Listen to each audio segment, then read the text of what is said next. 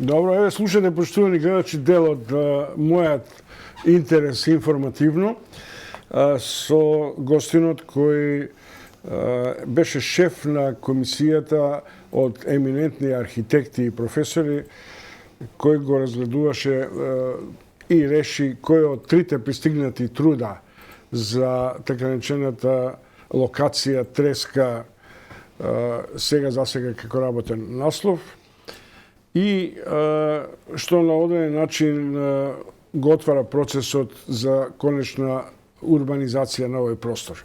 Гостен е Миодрек Радонjić, Бато, познат архитект во Скопје, добитник на престижната награда за животно дело Андреј Дамјанов.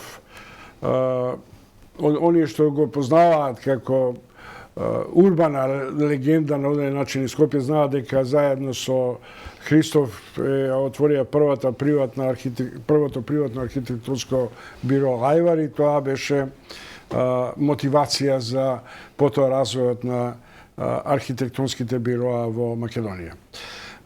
Добро дојдовте, Радонjić. Тоа што сакам веднаш да ве прашам. Пристигнаа 3 труда, се определивте за прво рангиран, но не и прво награден. Точно. Што на одреден начин има две дилеми. Дали ваква комплекс од околу 6 хектари во центарот на градот не предизвика интерес со оглед на големината на инвестицијските зафати кај други бироа, кај регионалните бироа, зашто тоа не е за подценување како труд. Зошто? Абсолютно. Има тука повеќе фактори. Еден од најбитните фактори е тоа што рокот беше исклучително краток. Наградите беа толку мали да беа стварно подценувачки за струката. И уште најважниот фактор дека сето тоа идеше као јавна набавка. Ќе кажам по неколку збора за тоа. Значи се направи напор од моја страна со поддршка на асоциацијата, со поддршка на Академијата на архитекти и останати, се направи напор да се зголемат наградите и да се продолжи рокот. Баравме повеќе кратно зголемување на фондот, меѓутоа, пошто тоа е со јавни набавки, се успеа да скоро се удвои фондот и да се продолжи рокот за месец ден. Само наградата е причина зашто не ги користите моделитетите на повик, например, да се работи проект? Вака, ова беше анонимен анкетен конкурс и можева да учествуваат сите кои, да кажеме, имаат одредени квалификации да учествуваат на конкурсот.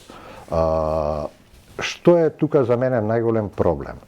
Иницијативата, кога се формираше таа цела работна група за која го даде и тој предлог за конкурс као форма и најдобро можно решение за се реши овој простор, имаше иницијатива да ова биде и меѓународен конкурс.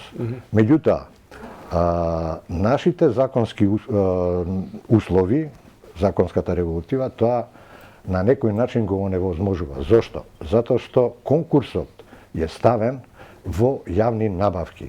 Со јавни набавки никој од страна нема да ви дојде да ви конкурира, затоа што конкурсот меѓународен мора да биде распишан по пропозициите на УИА, Меѓународната архитектонска асоциација, и тогаш и роковите, и наградите, и сите услови ќе бидат по меѓународни стандарди. Добро. Бато Радонjić гостин, познат архитект, разговараме за никнувањето на новиот комплекс Треска, или некој го нарекува Треска Динамик и така натаму, во кој е избран прво рангираниот труд. Она што мене ми остава впечаток, морам да кажем, визуелно го гледав парцијално понудениот проект и ми изгледа прилично стилизирано, убаво, урбано и така натаму. Има зеленило колку што предвидува законските норми, станува една социјална средина на поврзаност на неколку важни фреквенции, Капиштес, Тафталиџа и така натаму. Тоа е на 6,3 хектари. Да. Плац, во кој државата има, не знам колку, околу 30% од собственост. Има преку 35%. 35%. Другите се приватни инвеститори. Сега има една работа која сакам да отвориме. Тамо се предвидува, што е европски стандард, отприлike меѓу 27 и 31 метар квадратен по населеник, по жител. Да. Иако ние сме далеку и од 18 до 20 по жител. Точно. Мојата дилема е, дали тоа нема да се претвори во изградено па реизградено, наместо 100 да се добијат 200 стамбени единици, наместо 100 автомобилски плацеви, односно гаражни плацеви да се добијат, да не достигаат 100. Дали е тоа замка и мамка на инвеститорите и на проследувачите на ДУП-от? Тие 32,5 хектари по жител пропишани се со програмата. Меѓутоа, јас лично дадов една забелешка, пошто имам големо искуство и со урбано планирање и со проектирање, дадов една забелешка дека тоа е многу високо ниво, дека 32,5 квадрати по жител е преголем норматив, затоа што, чист пример ќе кажам, просечна фамилија е 3,4 до 3,5 жители. Пута 32,5 тоа е преку 100 квадрата, 110 квадрата. Сите тие квадрати ќе се претворат место еден во два стана, затоа што законската регулатива дозволува. Колку имаш паркинзи, толку можеш станови да направиш. Тоест, зависно е од бројот на паркиралишта. Од тука, пошто постои доволно простор за паркирање, може да се случи, по мое, да ваков норматив предизвика да бројот на жители, бројот на автомобили и гостината на населеност према некоја моја вака глобална проценка дека може да се зголеми дури и до 75%. Значи од 2400 колку што се предвидува стигне до скоро 3500 или нешто повише. Можда и повеќе, меѓутоа ја дадов таа забелешка баш поради тоа што сметам дека тоа треба да се има во предвид во понатамошната разработка. Тоа треба да бидат услови за градбата која ќе бидат доставени. Така, затоа што не е тоа само ради тоа што е висок коефициентот, него заради тоа што се и пазарните услови кај нас. Инвеститорите првенствено се водат према пазарните услови и можност за продажба. Најпродавани и најбарани станови се помеѓу 45 и 65 квадрата. Од 100 квадрата тие се многу малце, се движат помеѓу 5, 6, 10% максимум. Господин Равнич, Треска е една од вака урбаните локации кои предизвикува интерес на инвеститорите, освен Holiday Inn, овие покрај Линденска. Има уште неколку такви крупни инвеститорски зафати. Но тоа што на одреден начин збунува во целата оваа концепција е дали ние водиме сметка за социјалните стандарди, за сообраќајните стандарди, за урбанистичкото ниво на комуникација. Треска ги задоволува овој план според стандардите зеленилото и така натаму. Дали постои опасност да се изигра овој план на начин на кој ќе се злоупотребува и повторно да се направи спрегата меѓу општинската администрација и давателите на условите и градежните инвеститори кои по правило секогаш добиваат повеќе од она што им следува? Тоа не би можел ја да го кажам. Еве, ја го кажувам. Да, фала. Меѓутоа, постои можност. Добро. Објективно, да правиме муавет, постои можност. Конкурсот затоа е и направен, и иницијативата затоа и беше да биде преку конкурс, за да може пред се до доста големо ниво да се задоволат и тие општествени интереси. Значи, јавниот интерес да се задоволи, а и да се задоволат колку што е можно, а можно е, и интересите на самите собственици на парцелите кои се наоѓаат во склоп на комплексот Треска. Така да, затоа изборуваме и затоа е доделена таа втора награда као прво рангиран труд од трите, као втора награда, затоа што во најголем процент ги задоволува тие барања, пошто имаше едно 7-8 критериуми кои треба да се задоволат. Во најголем процент од сите присутни членови на жирито, фактички он беше најдобро рангиран. Милодар Крадојич Бато, познат архитект, председател на жири комисијата за планот Треска, за урбанистичките решенија. Таа локација беше под мораториум на Центар за изградба.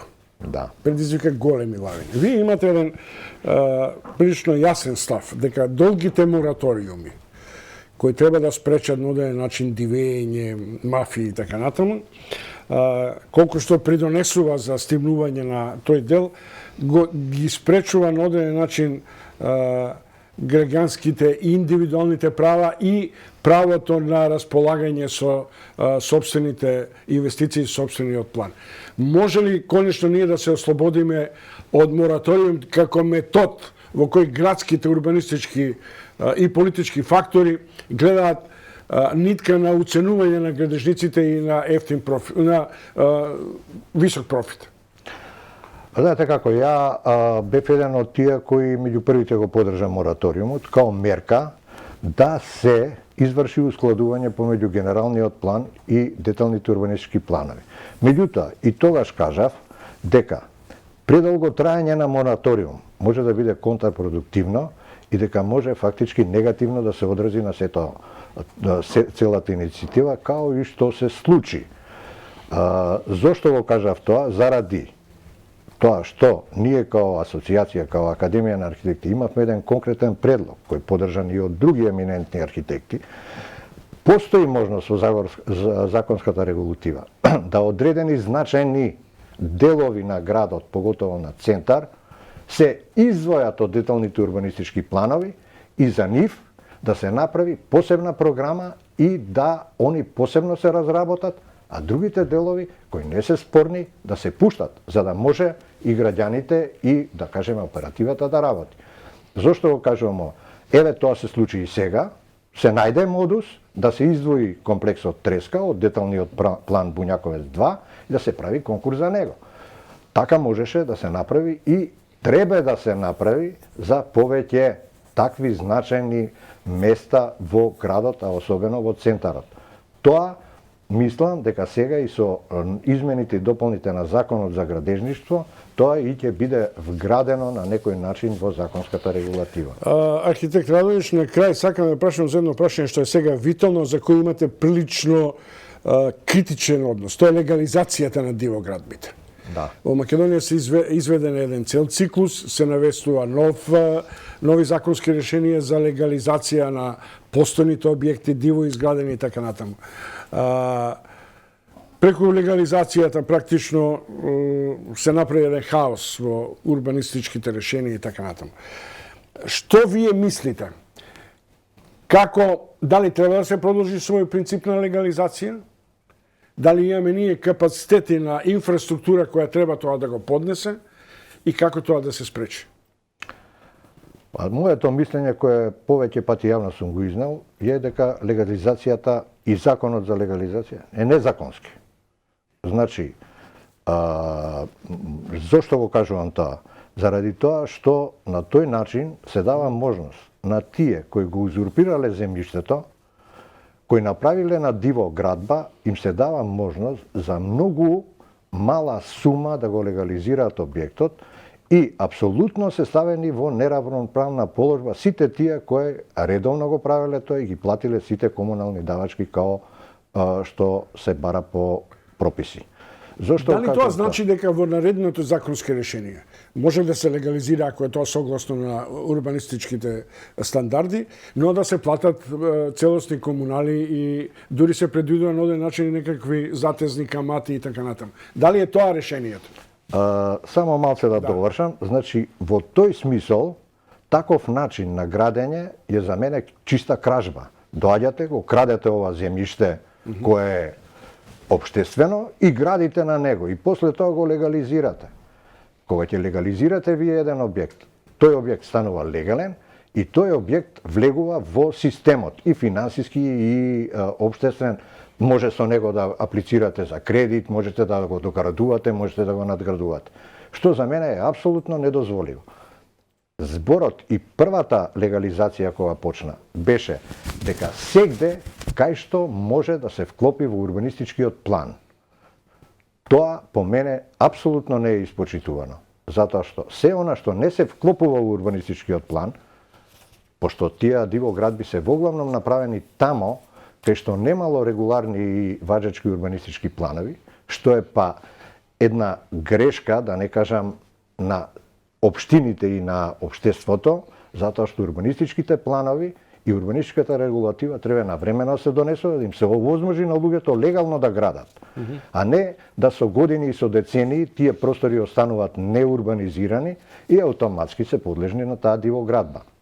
По мое, јас сметам дека не треба да се обновува законот за легализација на дивоградби, него дека треба да се изнајде друга форма, да се направи тука една многу подетална анализа, ако треба и секој објект посебно да се преиспита, дали ги задоволува условите да се легализира и на тој начин да се врши.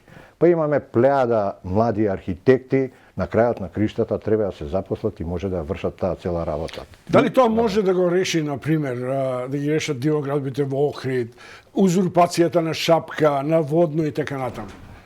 Или тоа беше брз воз за токму таквите узурпации?